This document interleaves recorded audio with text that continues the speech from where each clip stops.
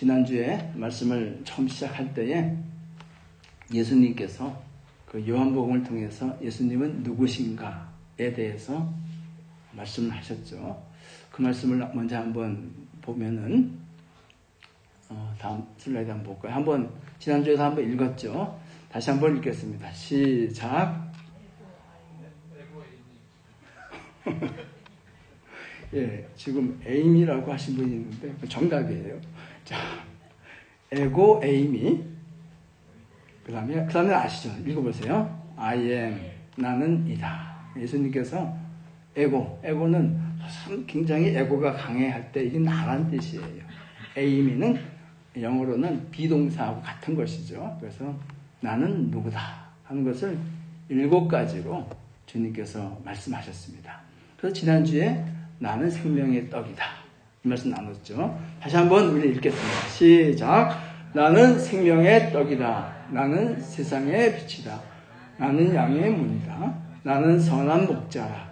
나는 부활이요 생명이다. 나는 길이요 진리요 생명이다. 나는 참 포도나무다 라고 주님께서 말씀하셨습니다. 오늘은 2번째, 나는 세상의 빛이다. 예수님께서 이렇게 선포하셨습니다. 12절 말씀 우리가 한번 다시 읽겠습니다. 시작. 예수께서 또 말씀하여 이르시되 나는 세상의 빛이니 나를 따르는 자는 어둠에 다니지 아니하고 생명의 빛을 얻으리라. 예수님께서 이 말씀을 언제 어디서 하셨을까요? 먼저 이게 굉장히 중요하기 때문에 여러분께 질문을 드립니다. 오늘 읽은 본문에는 어디서 하신 것에 대해서는 정확하게 답이 나와 있습니다. 마지막 절 20절 우리가 다시 한번 보시면 20절 한번 보시면 20절 한번 틀어주세요. 다 같이 읽겠습니다. 시작. 이 말씀은 성전에서 가르치실 때에 헌금함 앞에서 하셨으나 잡는 사람이 없으니 이는 그의 때가 아직 이르지 아니하였음이라라. 어디서 하셨습니까? 성전에서 헌금함 앞에서 하셨다고 정확하게 말씀을 하고 계십니다. 성경을 읽으실 때에 좀 집중해서 주의해서 이 말씀을 읽으시면은 요한복음 8장을 시작할 때에 평소에는 물론 다른 데도 조금 있지만 보지 못했던 기호가 있는 것을 여러분 느끼실 겁니다. 보셨습니까? 다음 한번 보시면 이게 있는 거 보세요. 보이십니까? 7장 마지막 절에 보시면은 7장 마지막 절 한번 보세요. 보시면은 다 각각 집으로 돌아가고 할 때 그 앞에 대가로가 하나 있죠. 그리고 11절 후반절 마지막 절에 보시면 다시는 죄를 범하지 말라 하시니라 하고 다시 한번 이게 대가로가 있죠. 모든 성경책에 이게 다 있을 겁니다. 근데 왜 이게 있습니까? 왜 있을까요? 우리가 신앙생활을 오래 하셨잖아요. 그러면은 이 정도는 이제 우리가 알고 지나가는 것이 좋겠다 하는 생각이 들어서 이걸 좀 설명을 하고 지나가고 합니다. 그리고 오늘 말씀을 이해하는데도 이 부분이 좀 연관이 있기에 말씀을 먼저 드리겠습니다. 이 대가로가 있는 것은 이것을 알기 위해서는 여러분께 또 질문을 드리겠습니다. 질문을 자꾸 드리는 이유는 좀 생각을 하시라는 뜻이에요. 하나님의 말씀을 묵상할 때에 생각하시고 스스로 질문도 던져보시고 할 때에 그 기도하면서 이렇게 할 때에 성령께서 오셔가지고요. 그 말씀을 깨닫게 하시고 알게 해주세요. 제가 질문을 드리겠습니다. 그러면 지금 이 요한 사도가 이 말씀을 기록했는데 요한 사도가 제일 처음에 기록한 그 성경의 원본이 지금 존재할까요? 안 할까요? 또 우리가 1번, 2번을 하겠습니다. 존재한다 1번. 존재하지 않는다 2번. 예. 제가 말씀드리는데요. 창세기에서부터 요한계시록에 이르기까지 성경의 처음 저자가 기록한 그 원본은 그 어느 것도 존재하지 않습니다. 없어요. 그 생각을 저도 해봤어요. 이게 만약에 존재한다 그러면은 사람들이 말이죠. 그걸 아마 우상치 했을 거예요. 야, 저게 모세가 기록한 그 원본이래. 하고 아마 사람들이 해마다 하나님은 이루하고 그거 보려고 우상치 했을 거예요. 아마. 근데 원본은 존재하지 않습니다. 그러면 원본도 존재하지 않는데 이 성경이 그럼 어떻게 우리가 가지고 있습니까? 하는 이런 질문을 할 거 아니에요. 성경을 이제 보시면은 성경에 신약에도 그렇고 구약에도 그렇고 서기관이라는 그 직분이 나옵니다. 이 서기관, 우리가 잘 아는 분은 구약에는 학사 에스라, 이 학사가 서기관이라는 뜻이에요. 서기관은 뭐냐면은 성경을 필사하는 분이에요. 성경을 그 당시에 무슨 지금처럼 인쇄기술이 있는 것도 아닙니까? 성경을 그대로 이렇게 복사를 합니다. 손으로 써서. 근데 성경을 이분들이 어떻게 대했느냐 하면요. 성경을 쓰다가 지금 우리가 여호와 하나님 이렇게 얘기하는데 이걸 이제 발음을 하면은 야훼인데, 근데 사실은 이 야훼라는 여호와라는 이 발음을 정확한 발음은 몰라요.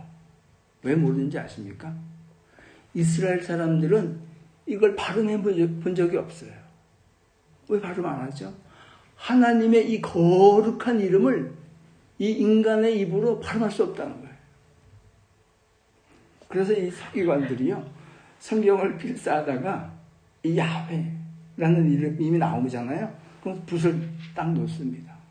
그리고는 다시 가서 오늘 깨끗이 씻고 와서 다시 쓰는데 야훼라고 쓰지 않고 뭐라고 쓰냐면은 아도나이라고 쓰는 거예요. 이만큼 이 성경에 대해서 그들은 하나님의 말씀을 경외하고 모습을 하고 그렇게 그들이 성경을 대했던 것이죠. 여러분은 성경을 어떻게 대하고 있습니까? 그냥 예배 끝나고 얹어놓고 주일 됐으니까 야, 성경 어디 있냐? 이렇게 혹시 찾아서 오시지는 않으십니까? 일주일에 한 번이라도 다시 한번 성경을 잡아보세요. 강력하게 부탁드립니다. 매일매일 하나님의 말씀을 우리가 서기관 정도는 아니더라도 하나님의 말씀을 가까이 하는 저와 여러분 되기를 예수님 이름으로 축복합니다. 이 서기관들이 이렇게 성경을 필사해서 기록했어요. 복사를 한 것이죠. 근데 그러면 어느 것이 가장 원본에 가깝겠습니까? 가장 원본에 가까운 것은 그 성경을 기록한 요한이면은 팔레스타인 유다 지방이죠.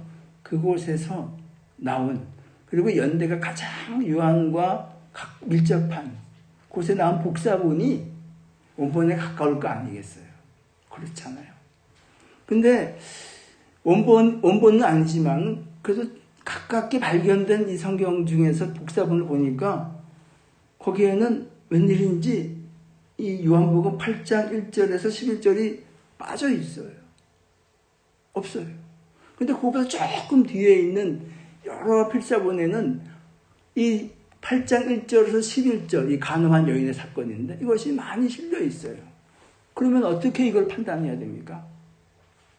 이 판단은 이런 것이죠.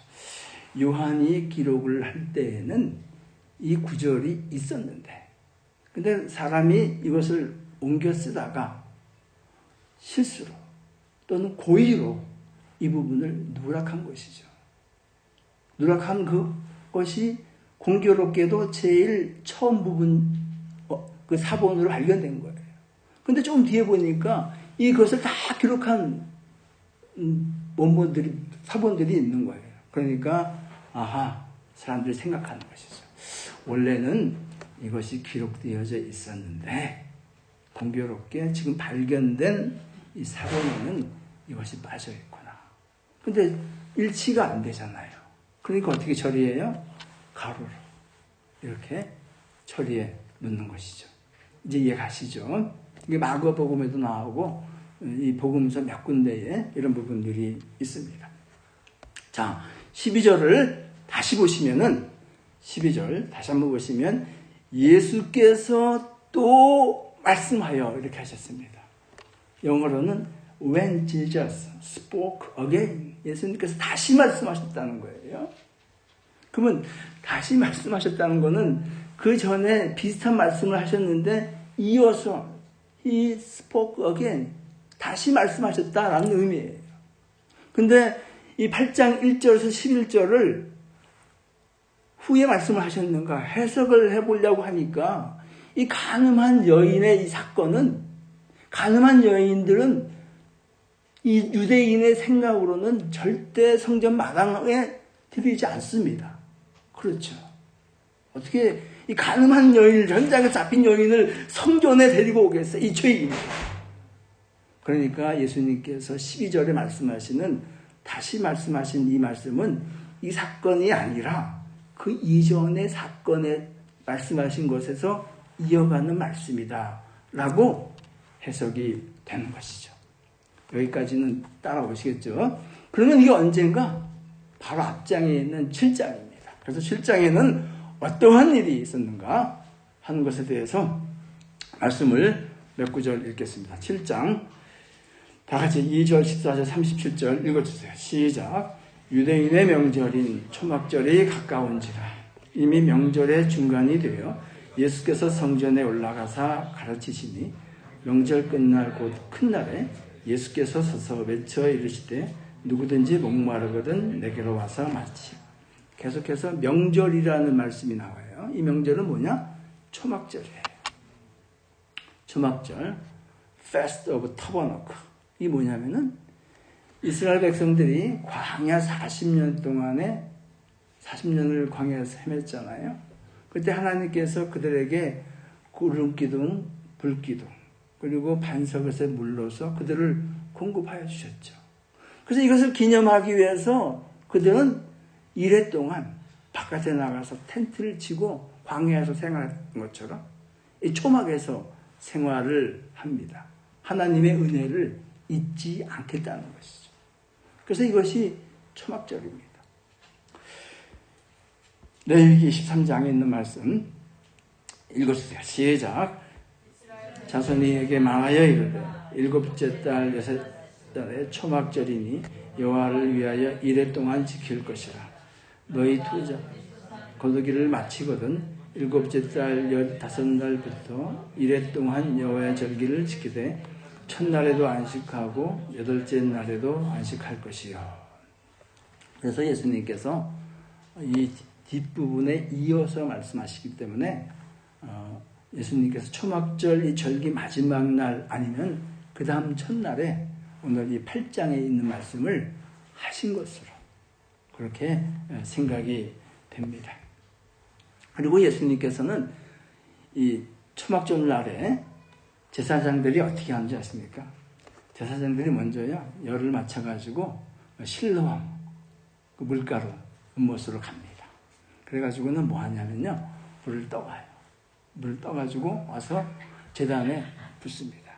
그 제단을 정결하게 하는 것이고 그리고 이 의미는 광야 40년 동안에 생명수를 공급하여 주신 반석에서 물을 터뜨리셔서 물을 공급하여 주신 그 하나님의 은혜를 기념하기 위해서 그 불을 떠서 제단에 붓습니다. 두 번째는 이 다음 슬라이드 한번 보시면 이게 헤롯 성전이에요. 예수님께서 실제로 말씀하신 그곳이에요. 여기 보시면은 좀 이 분홍색으로 돼 있죠. 여기가 뭐냐면은 이 헤롯 성전은 세 구역으로 나눠져 있어요. 좀 더 얘기하면 네 구역이 이방인들이 있는 곳, 그 다음에 여자들이 갈 수 있는 곳, 그 다음에 남자들이 가는 곳, 그 다음에 제사장들이 가는 곳 이렇게 나눠져 있어요. 예수님께서 하신 것은 the court of women, 그러니까 여자들이 갈 수 있는 까지 그 마당에서 제일 넓죠. 거기서 예수님께서 말씀하신 거예요. 그리고는 이 마당에 뭐가 있냐면은 아주 초막절 내내 아주 큰 횃불 2개가 여기 있습니다. 그러면 이 횃불이 의미하는 것은 무엇인가 하는 것이죠. 초막절 광야 40년을 기념하는 걸 하겠습니다. 그럼 촛불이 의미하는 바는 이 횃불이 의미하는 바는 뭐겠어요? 광야 40년 동안 지켜주시고 인도하시고 함께 하신 하나님의 그 불기둥을 의미하는 것이죠. 그 불기둥 앞에서 예수님께서 말씀하십니다. 뭐라고요? 나는 세상의 빛이다. 아주 잘 어울리잖아요. 빛 앞에서 예수님께서 세상의 빛이다 라고 말씀하고 계시는 것이죠. 이렇게 말씀을 좀 이렇게 조금 더 깊이 들어가서 연구하고 묵상하면요, 예수님은 정말 탁월한 교사세요. 정말 탁월한 교사세요. 우리가 생명의 떡을 말씀을 나눌 때에도 오병이의 기적, 5,000명을 먹이신 다음 바로 나는 생명의 떡이다.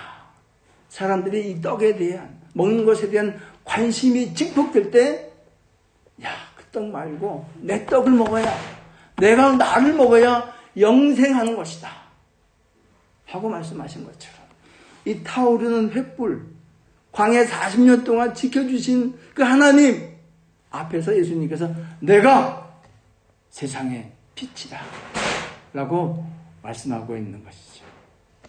이 말씀은 바로 무슨 선언이냐면은 다름이 아니라, 야, 이스라엘 백성들아, 쉐마 이스라엘 들어라. 내가 바로 그 너희를 광야 40년 동안 인도한 바로 그 하나님이야 하고 선포하시는 겁니다. 광야 40년에 대해서 조금 더 말씀을 나누면은, 작년인가 재작년인가 이렇게 제가 이 동네를 이제 한여름에 돌아다녔는데요. 차에 이거 게이지를 보니까 120도가 찍혔어요. 한여름에. 그래서 이거 사진을, 카메라로 사진을 찍었어요. 그리고는 한국에 있는 사람한테 보내줬어요. 야, 여기 온도가 이렇다 그러니까 한국 사람들이 뭐라고 하냐면 도대체 120도가 몇 도인데? 이러는 거예요. 몇 도입니까? 40도예요, 40도. 근데 이스라엘 사람들이 광야에서 지낼 때는요, 낮에는 120도가 아니라 140도, 150도까지 올라가요. 그리고 밤에는요, 거의 어느 전까지, 프리징 포인트까지 온도가 내려가요. 그러니까 이스라엘 사람들에게 낮에 그 장렬하는 태양의 안에서 구름이 없다면요, 그들은 살 수가 없어요. 그리고 밤에 그 어느 전까지 내려가는 그 상황 가운데서 불기둥으로 하나님께서 그들을 보호하시지 않았다면은 그들은 살 수가 없어요. 이 불기둥과 구름기둥이 의미하는 것은 하나님께서 그들을 지켜주시고 보호하신 것을 말씀을 하는 것입니다. 이렇게 예수님께서 바리새인들에게 나는 세상의 빛이다. 다시 말하면 내가 하나님이다 라고 선포하시니까, 여러분이 그 당시에 그곳에 있었다면 어떻게 반응하시겠습니까? 아멘, 제가 믿습니다. 여러분 다 그러실 거잖아요. 아멘이십니까? 네. 아멘 안 하신 분은 다음에 나오는 반응하고 아마 똑같은가 봐요. 이렇게 말씀하시니까 이 바리새인들이 어떻게 대답을 했을까요? 13절 말씀을 읽어주세요. 시작. 내가 너를 위하여 증언하니 내 증언은 참되지 못하도다. 이 은혜가 없는 사람들 있잖아요. 예수님을 진짜 믿지 않는 사람들의 가장 특징은 뭔지 아세요? 뭐 같아요? 뭐 같아요? 제가 느끼기는 거예요. 따지는 거예요. 아주 잘 따져요. 예수님께서 내가 세상의 빛이다 라고 말씀하시니까 그걸 받아들이지 못하고 따져요. 뭐라고 따집니까? 이 사람들이 따지는데, 너 스스로 너 혼자 세상의 빛이라고 얘기하는 걸 그걸 내가 누가 믿냐? 내가 어떻게 증명할래? 너 혼자 왕이라고 그러고 너 혼자 세상의 빛이라고 그러면 그 누가 믿겠어? 하고 따지는 거예요. 이 바리새인들 이렇게 따지는 건요, 그들이 애초부터 예수님을 믿을 만한 그 마음이 안 돼 있었던 거예요. 사실 이 믿음도요, 은사입니다. 은사. 은사라는 것은 뭐죠? 선물이라는 뜻이에요. 내가 노력한다고 해서 되는 거 아니에요. 하나님께서 주시는 것이 은사입니다. 이게 믿음이에요. 근데 하나님은 어떤 분이십니까? 사랑이 많으시고 긍휼하시고 우리를 불쌍히 여기시는 분이에요. 하나님, 여러분 믿음이 없으십니까? 없다고 생각하십니까? 하나님이 도저히 믿어지지 않습니까? 알긴 알겠는데 정말 생명의 말씀으로 와닿지 않으십니까? 그러면 기도하십시오. 주님, 저에게 믿음을 주십시오. 하나님은 사랑이 많으시고 긍휼이 풍성하신 분입니다. 그럴 때에 하나님께서 믿음의 믿음을 우리 주님께서 도와주실 줄로 믿습니다. 이 사람들이 이 따지는 이것이 뭘 갖고 따졌을까요? 뭘 갖고? 이 사람들이 따진 거는 성경 지식 가지고 따졌어요. 자기가 좀 알고 있는. 근데 제가 보기에는 적어도 구약에 관하여서는요, 여기에 있는 그 어느 분보다도 이분들이 더 잘 알아요. 아니, 아는 것 자체는요. 근데 이걸 가지고 따진 거예요. 그 근거가 되는 구절이 신명기에 나오죠. 신명기에 있는 말씀 다 같이 읽겠습니다. 시작. 죽일 자를 두 사람이나 세 사람의 증언으로 죽일 것이요 한 사람으로 증언으로는 죽이지 말 것이며. 예수님께서 이 사람들이 한 것은 무슨 말을 하더라도 모함을 하더라도 판단을 하더라도 한 사람 말고 두세 사람으로 하라고 하나님께서 모세에게 율법으로 주셨습니다. 근데 이 말씀을 주신 것은 무슨 의미에서 이 말씀을 주셨을까요? 저는 이 말씀을 주신 것도요, 하나님의 사랑이라고 생각합니다. 우리 인간은요, 우리 사람은 그 어느 누구도 하나님을 증명하거나 하나님을 알 수 있는 능력이 없습니다. 나는 그런 능력이 있다고 생각하시는 분, 그 누구도 없어요. 우리가 어떻게 하나님을 아는가? 하나님께서 말씀을 통해서 또는 자의 마음을 통해서 하나님의 신성을 계시하여 주셨기 때문에, 리비어 나타내 주셨기 때문에 우리가 하나님을 알고 깨닫는 것이죠. 근데 이 사람들은 뭐라고 하죠? 이 말씀이신 예수 그리스도를 뭘 가지고 따지고 있어요? 말씀을 가지고 따지고 있습니다. 이 얼마나 심각한 오류입니다. 이걸 좀 더 한 번 더 나아가서 해석을 하면요, 이런 것이에요.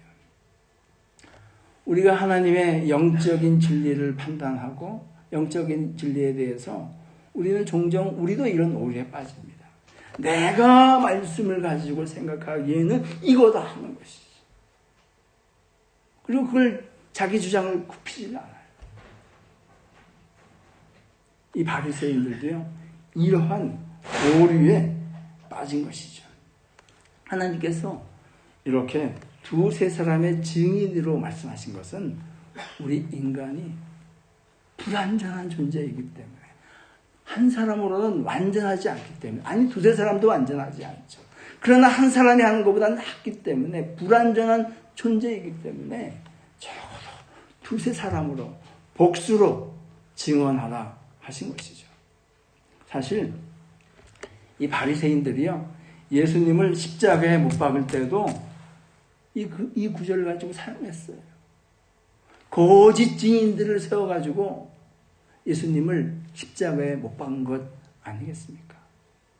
우리가 하나님의 말씀을 이렇게 겸손하게 받지 않으면요, 저와 여러분도 이 바리새인과 같이 이러한 오류에 빠질 수밖에 없다는 것이죠. 그래서 이 바리새인들이 하는 얘기는 그거예요. 너 혼자 그렇게 얘기해봐요. 너 혼자 너 스스로 얘기하는 거기 때문에 그건 가짜야. 거짓말이야. 하고 바리새인들이 얘기하는 것입니다. 이에 대해서 예수님은 뭐라고 말씀하실까요? 아니, 이들이 성경을 안다고 하지만 사실 이 사람들에 대해서 예수님께서는 말씀하셨어요. 뭐라고 말씀하셨는가? 41절을 한번 먼저 읽겠습니다. 41절 다 같이 읽겠습니다. 시작. 너희는 너희 아비가 행한 일을 하는도다. 대답하되 우리가 음란한 데서 나지 아니하였고 아버지는 한 분뿐이시니 곧 하나님이시로다.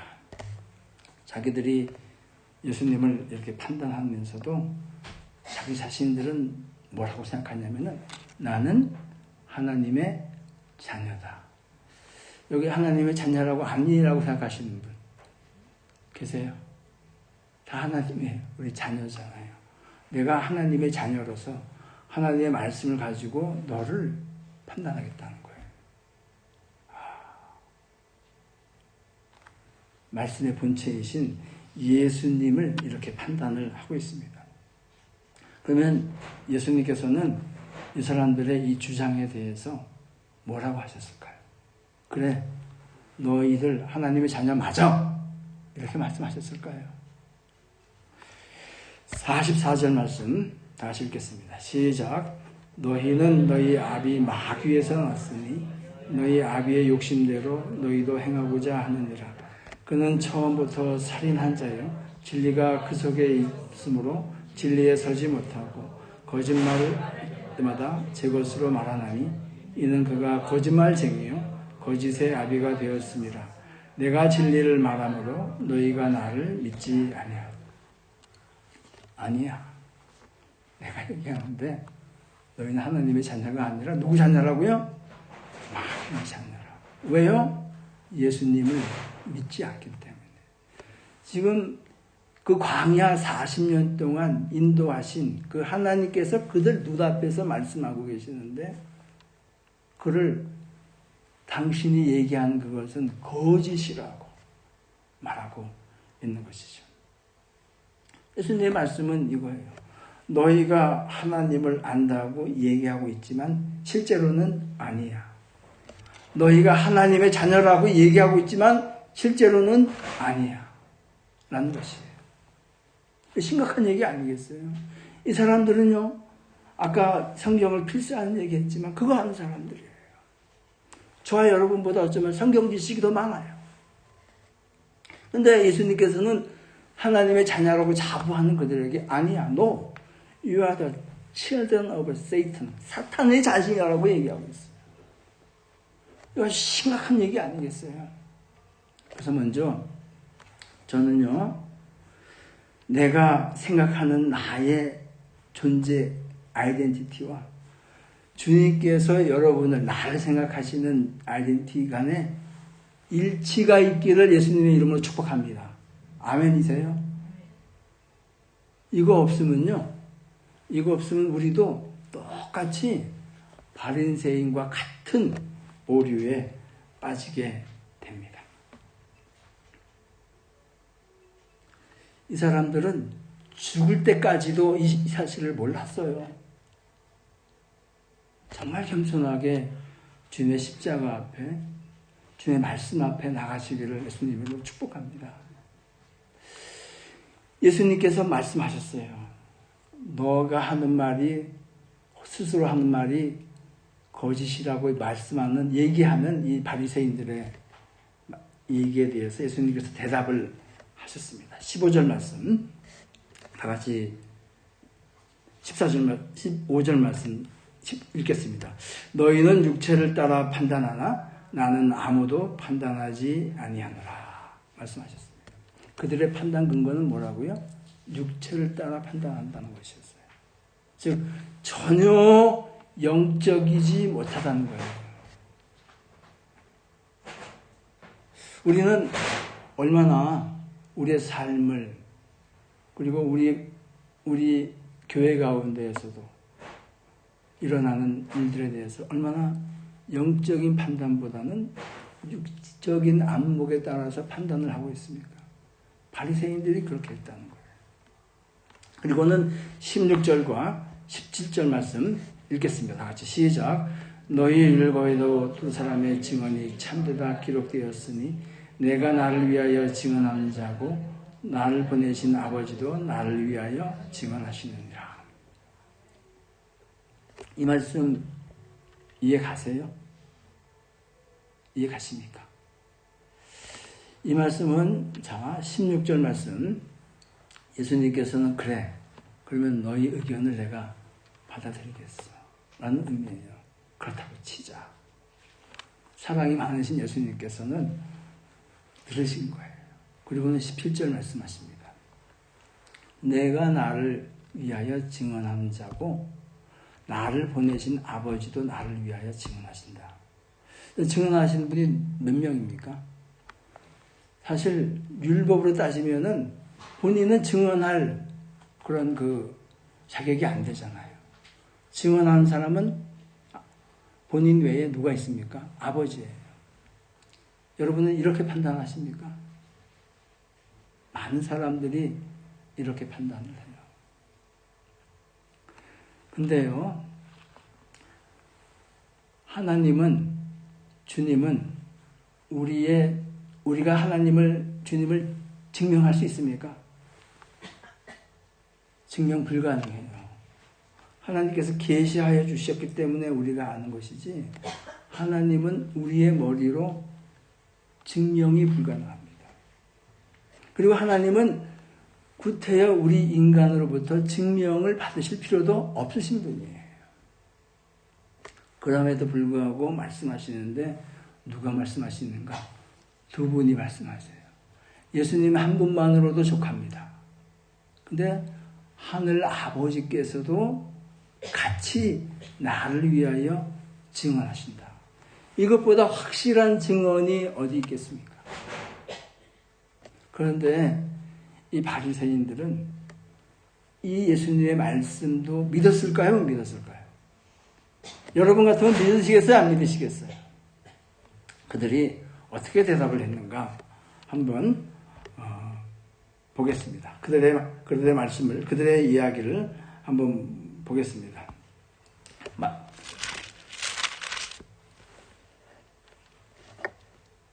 19절 말씀 다 같이 우리 한 목소리로 읽겠습니다. 시작. 이에 그들이 묻되 내 아버지가 어디 있느냐? 예수께서 대답하시되 너희는 나를 알지 못하고 내 아버지도 알지 못한도다. 나를 알았더라면 내 아버지도 알았으리라. 여전히 그들의 생각은요, 너 아버지가 너를 위해서 증언한다고? 그럼 아버지 어디 있어? 얘기하라는 거예요. 예수님의 말씀을 받아들이지 못하고 믿지 못하는 것이죠. 그러면 여러분에게 또 저에게 질문하겠습니다. 지금 여기서는 예수님께서 아들과 아버지가 증언한다고 하십니다. 그럼 우리에게는 누가 증언하고 계십니까? 누가 증언하고 계실 것 같아요? 예수님께서는요, 이것에 대해서 아주 친절하게 말씀해 주셨어요. 요한복음 5장에 있는 말씀을, 요한복음 5장 35절부터 있는 말씀을 읽겠습니다. 다 같이 시작. 요한은 켜서 비추는 등불이라 너희가 한때 그 빛에 즐거이 있기를 원하였거니와 내게는 요한의 증거보다 더 증거가 있으니 아버지께서 내게 주사 이루게 하시는 역사 곧 내가 하는 그 역사가 아버지께서 나를 보내신 것을 나를 위하여 증언하는 것이요. 여기 보시면은 첫 번째 증거는 요한, 세례 요한의 증거라는 거예요. 두 번째는 뭐죠? 예수님께서 하신 일이라는 거예요. 그 다음 또 읽겠습니다. 37절, 39절 나같이 시작. 또한 나를 보내신 아버지께서 친히 나를 위하여 증언하셨느니라. 너희는 아무 때에도 그 음성을 듣지 못하였고 그 형상을 보지 못하였으며 너희가 성경에서 영생을 얻는 줄로 생각하고 성경을 연구하거니와 이 성경이 곧 내게 대하여 증언하신 것이라. 여기서는 또 두 가지 증인을 말씀하십니다. 하늘 아버지하고 성경을 말씀하십니다. 그러니까 토탈 몇 명이에요?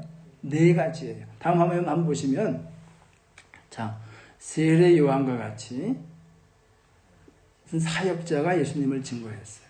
오늘날에는 다시 오실 예수님을 증거하는 수많은 사역자가 있습니다. 여러분도 그 중에 하나고 저도 그 중에 하나입니다. 또 예수 그리스도께서 하신 일이라는 거예요. 그 당시에 아직까지 이때는 예수님께서 십자가에 달리지 않으셨어요. 우리에게는 예수 그리스도께서 십자가에 달리신 그 능력이 우리에게 있습니다.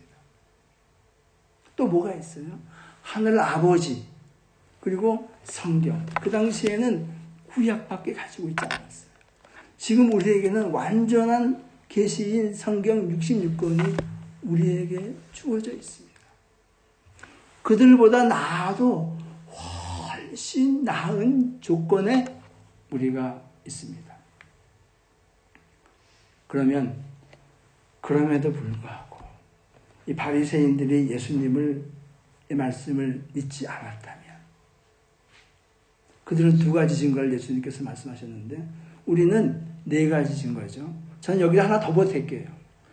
뭘 보태냐면은 사도행전에 있는 말씀 우리가 한번 읽겠습니다. 사도행전 2장 17절 말씀 읽어주세요. 시작. 하나님이 말씀하시기를 말세에 내가 내 영을 모든 육체에 부어주리니 너희의 자녀들은 예언할 것이요 너희의 젊은이들은 환상을 보고 너희의 늙은이들은 꿈을 꾸리라. 성령. 우리는 5가지 증거 증인들이 있습니다. 근데 그들은 2가지 가지고 믿지 않았어요. 근데 만약에 우리가 5가지가 있음에도 불구하고 믿지 않는다면 우리는 바리새인보다 더 악한 사람인가요? 아닌가요? 그래 어때요? 그들은 2가지 가지고도 예수님을 말씀을 가지고 대항하고 예수님을 부정했습니다. 그러나 우리에게는 더욱 확실한 이 5가지 증거를 우리에게 주셨습니다. 그럼에도 불구하고 이 예수님께서 이렇게 말씀하실 때에 내 아버지가 어디 있느냐? 하나님의 존재를 믿지 못하는 그런 사람들은 우리가 아닙니까? 한 걸음 더 나아가서요. 이 사람들에게는 이 구약의 말씀이 주어졌는데 이사야서 9장 6절에 있는 말씀 다 같이 한번 또 읽겠습니다. 시작. 이는 한 아기가 우리에게 낳았고 한 아들을 우리에게 주신 바 되었는데 그의 어깨에는 정사를 메었고 그의 이름은 기묘자라 모사라 전능하신 하나님이라 영존하시는 아버지라 평강의 왕이라 할 것입니다. 이 바리새인들이 이 말씀 알았을까요? 몰랐을까요? 네? 알았어요. 지식으로는 알았어요. 근데 그 아들이 그 아기가 그들 눈앞에 있는데 그들은 받아들이지 못하고 있는 것이죠. 그래서 저는 그러면 왜 그랬을까 하는 이 질문에 휩싸였습니다. 왜 그랬을까?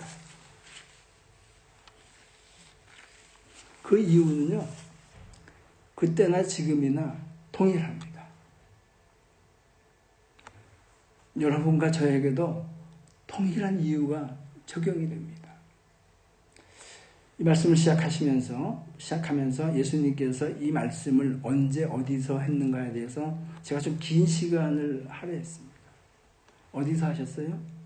성전, 그것도 어디요? 헌금함 앞에서 하셨어요. 예수님께서 괜히 우연히 성전 헌금함 앞에서 하셨을까요? 아니에요.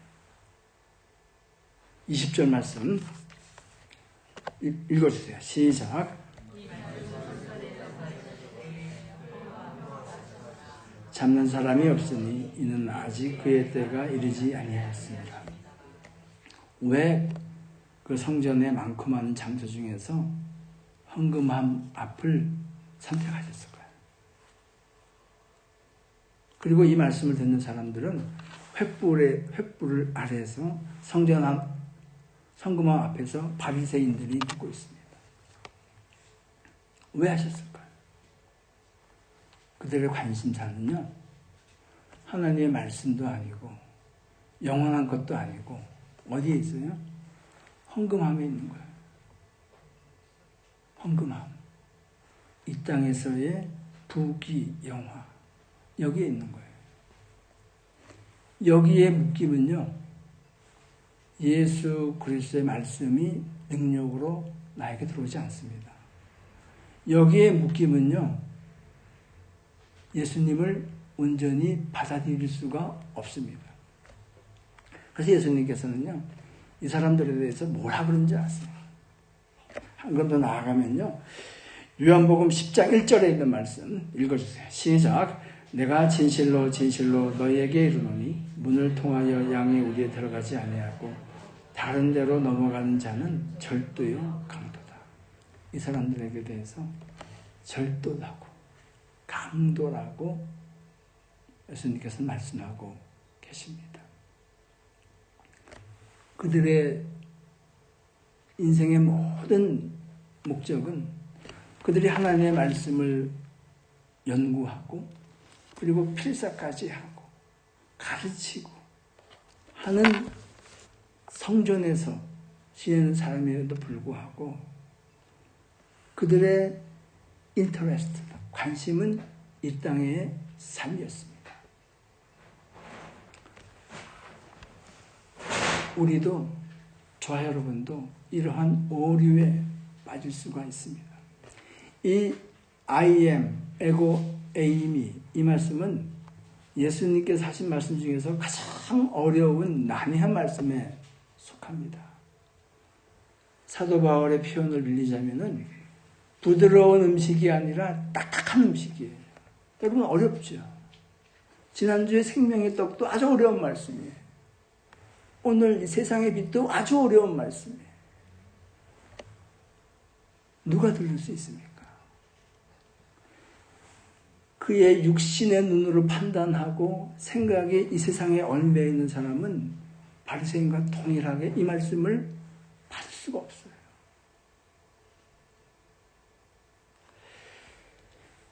베드로는 우리 인생을 나그네라고 베드로 전서에서 말씀하셨습니다.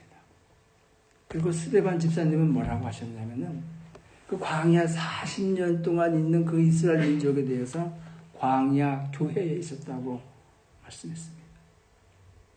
그리고 모세는요, 시편 90편에서 우리 인생은 잠깐 자는 것 같고 아침에 풀과 같다고 말씀했습니다. 우리가 그렇게 연약하고 우리의 판단은 불완전하다는 거예요. 그것을 예수님께서는 드러내셨습니다. 동일하게 저와 여러분이 이 세상의 삶에 묶여 있다면,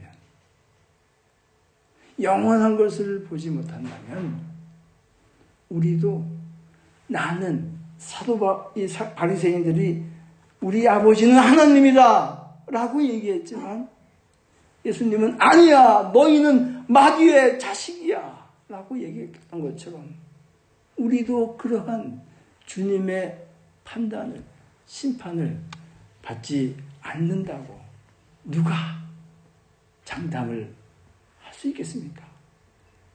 이것은 저에게 주는 말씀이고 또 여러분에게 주는 말씀이고 이 땅을 사는 크리스찬들에게 주는 하나님의 말씀입니다. 이 빛이 의미하는 것은 광야 40년 동안에 빛이 있었다는 것은, 불꽃이 있었다는 것은 하나님의 임재입니다. 그리고 하나님의 보호하심입니다. 그리고 하나님의 인도하심입니다. 구름기둥이, 불기둥이 가면 따라가는 것이에요. 그래서 예수님께서 오늘 나는 세상의 빛이다 라는 이 말씀을 시작하시면서 가장 처음에 하신 말씀이 뭡니까? 12절 말씀, 우리 큰 목소리로 다시 한번 읽도록 하겠습니다. 12절 말씀, 이것이 주제의 말씀입니다. 다 같이 읽겠습니다. 시작. 예수께서 또 말씀하여 이르시되 나는 세상의 빛이니 나를 따르는 자는 어둠에 다니지 아니하고 생명의 빛을 얻으리라. 하나님께서는 임재하시고 보호하시고 인도하신다면 우리의 본분은 뭡니까? 본분은 뭐예요? 뭡니까? 여기 나와 있잖아요. 뭐예요?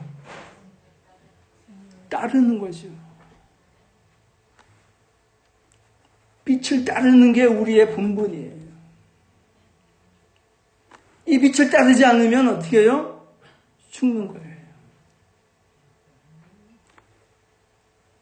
신실하게 예수님 따라가야겠습니다.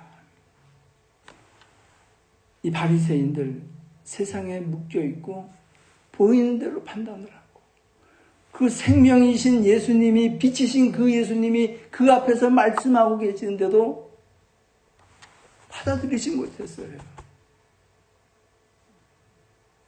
저 여러분 가운데에 믿음이 없으십니까? 주여 믿음을 주시옵소서. 순종하며 갈 수 있는 믿음을 주시옵소서. 썩어질 세상의 것보다 영원하신 하나님 그 본향을 보며 나아가는 믿음을 저에게 허락하여 주시옵소서.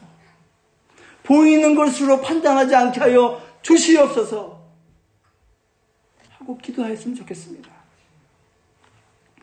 그래서 다가오는 2020년에는요 정말 이 교회를 통해서 저와 여러분을 통해서 이 산타클레타 가운데에 이 예수 그리스도의 피 묻은 복음이 정말 왕성하게 흘러가고요. 교회가 좀 더 든든하게 세워지고요. 그 믿지 않는 영혼들이 죽게로 돌아오는 이 구원의 방주로서의 역할을 잘 감당하기를 예수님 높으신 이름으로 축원합니다. 이 시간 기도하겠습니다.